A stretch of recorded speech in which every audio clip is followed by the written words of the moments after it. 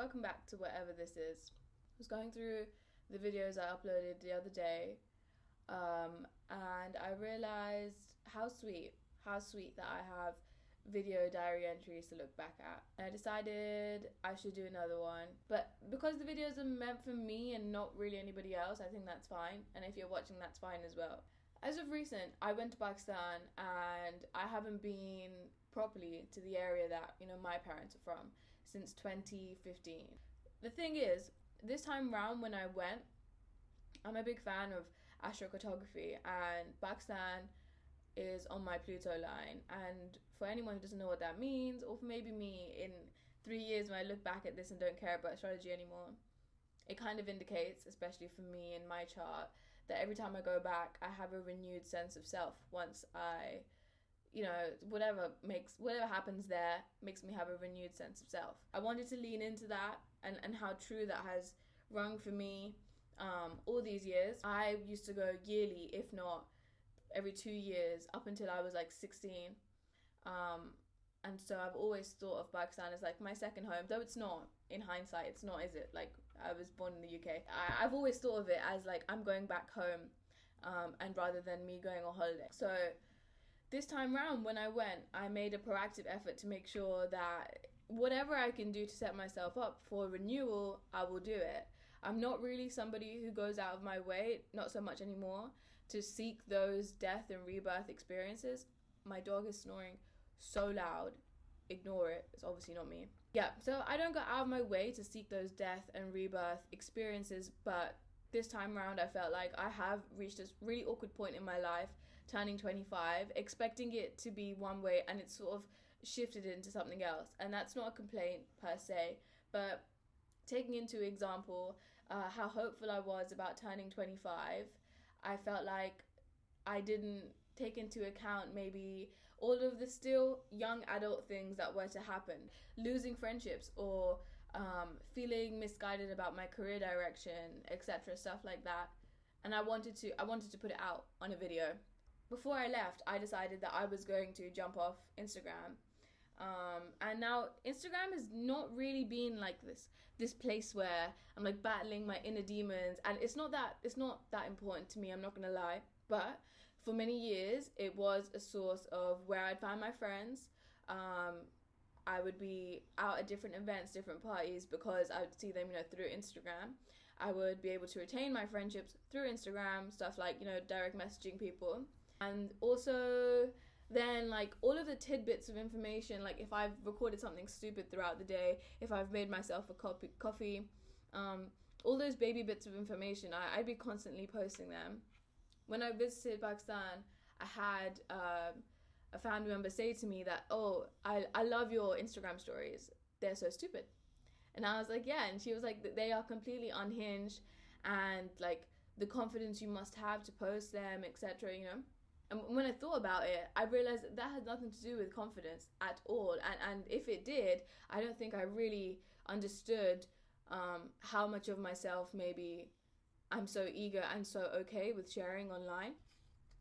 I didn't realize how much of myself I share online. And this was just like one of the many things I learned by hopping off of Instagram. I had all these beautiful photos, and maybe I can put some in. But I had all these gorgeous photos that I really wanted other people to see. The fact that nobody can see them. So what does that mean for me? When I was younger, I remember seeing, not sure what kind of textbook it was, but I just like vividly remember seeing in school that in a few years' time, people would start having video game obsessions. And I remember being so young and thinking like, I could totally see this as being a reality. In 10 years' time, people will have to go to rehab because of how addicted they are to like playing their PlayStation. Okay, I've had to change locations. Am I just giving loads of parts of myself away, whereas I don't necessarily need to do that? No. Coincidentally, I was also speaking to a friend whilst I was out there, and I was speaking to her consistently, like every single day. And all of those tidbits of information that I would maybe post on my story instead, a stupid opinion, a coffee I've had, I was able to speak to somebody about it. And though that sounds so ridiculous, it made so much sense to me. What was I doing beforehand? I was oversharing, and I was oversharing to the point where the things that I would generally speak to about friends or retain those relationships with people about, you know, me crying, me being angry, me liking a song, all of those things, I didn't have any information left to tell anybody because everyone was just watching it through my stories. Now, that could indicate that maybe I should have a healthier relationship with, you know, posting online and whatever else. But mostly what I got from it was that maybe this is the reason why I can't really feel as close to the people I meet, is because what do I have to talk to them about? When I choose somebody to be my friend, when I choose to love somebody, I really like to know about this, like, complexities about them. Why don't you drink a hot drink? What's your favorite friggin' vegetable, you know? And those useless things, people could just find out about me because I talk about myself on my story all the time, about self-image. Now, I don't go online and compare myself to anybody, but I don't do that because I have a really strong footing in what my mum's taught me when I grew up. I'm still growing up, whatever. She's made it really clear that this concept of like feeling jealous about people, it's so bad for your spirit, so bad for your soul, because you are telling the universe that I feel bad that that person has something and I don't have it, which would imply, let's say it's a material thing, you're implying you cannot have it, and that's also a bad message to put out into the world, because you can have what you want too. The reason why Instagram would affect my self-image is because in every single photo you take, in every single video you take, depending on the angle, depending on how close the camera is to you, depending on what camera you use, etc., you will look different. Even those small, minute changes, they are still, even then, in comparison, different to how you see yourself in the mirror. So now, all of those things combined meant that instead of me comparing myself to other people, I was constantly comparing myself to, why did I look good at 9 a.m. in the morning and why did I not look good at 1 p.m.? Or how come I left the house looking like this, but then I ended up looking like this when I came back? Now, in Pakistan, I was super social. I actually didn't have time to rest, if I think about it.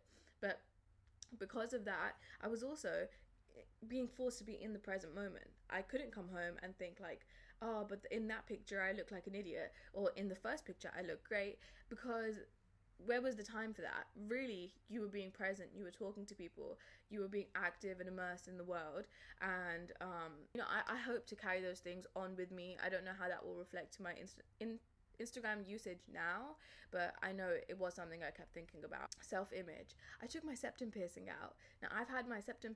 Why does my laptop keep wanting to shut down? Okay, I took my septum piercing out, but I've had it since I was 19, just turning 20.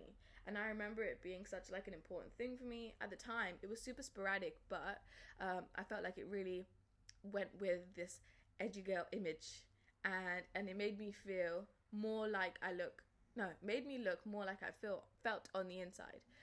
Now, I can't say those things still ring true. I mean, when I look back now at some of the pictures, I'll put another selfie here.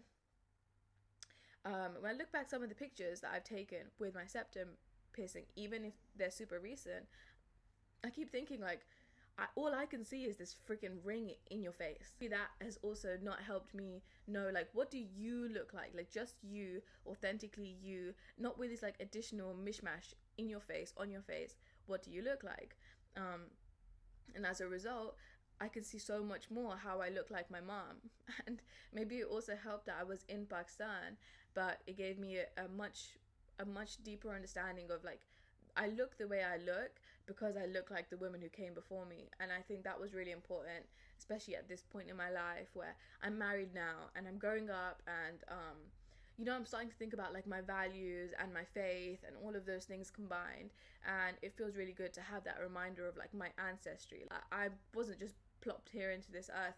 I was here because of a bunch of reasons, and I know that sounds really poetic and dramatic, but these things are all came to me because I sort of ignited the catalyst of deleting Instagram for a little bit. Aside from my fantastic time I had in Pakistan, I stayed there for over 2 weeks and realized, let's say, like, let me round it up.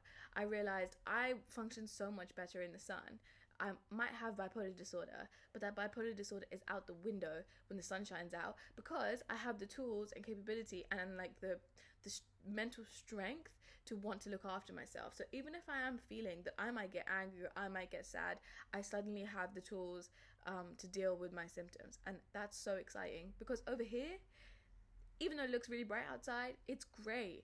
How can it be grey? Over there, the sun was like red, and there's just color and vibrancy, and the green is just immense. It was so beautiful. And here, I'm not entirely sure at all times what I'm really looking at. Like, it kind of looks like someone is purposely filming a sad movie, sort of like that filter over Twilight. It looks like that here all the time, just like no cool background music to make it, romanticized. All in all, what have I learned? Right, so since turning 25, I've realized that actually idea of there's no such thing as closure, I need to grab that and hold that, because there just won't be, and it's okay if there's not.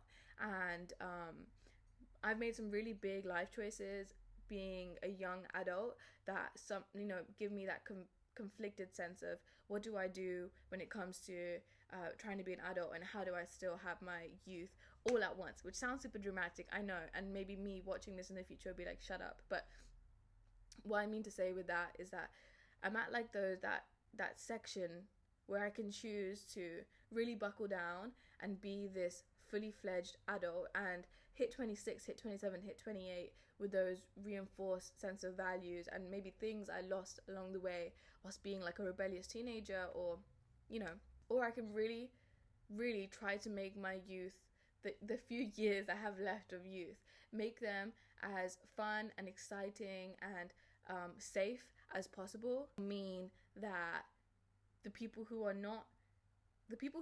haven't got to the stage yet where they're thinking about permanent life choices, I might not have anything to say to them. I might not have anything that can resonate with them, and that's okay. I'm not in university anymore where you can sort of just be friends with absolutely anybody, even though you're like 700 worlds apart, because it actually does not benefit me in any sort of way to have somebody in my life, anyone who distracts me off the path, because right now I don't even know what that path is. And I think that bleeds into social media as well. Having had so many people have access to me through stuff like Instagram, it made me feel like I was constantly pulled into other people's worlds, and sort of having that power back for myself now makes me feel like maybe I can do anything if I set my mind to it, if I try really hard, if I buckle down, if I get rid of some of the distractions, get rid of some of the noise. But it has to be up to me to get rid of that noise. In conclusion, let's do it. In conclusion, for future me watching this, creating a good mix of your youth and creating a good mix of becoming a growing adult, that's your next life mission for a good at least 3 years. So that means we still get to explore using new types of paints, because I just bought some gouache in Pakistan. It still means being a responsible adult for those who are younger than you, being a good role model, because those things are important to you. It means finding a good blend of tradition and values and faith and all of the modern new age things that you believe in, and the stories you've learnt through your own life. That was really deep and poetic, but what more can I expect from myself?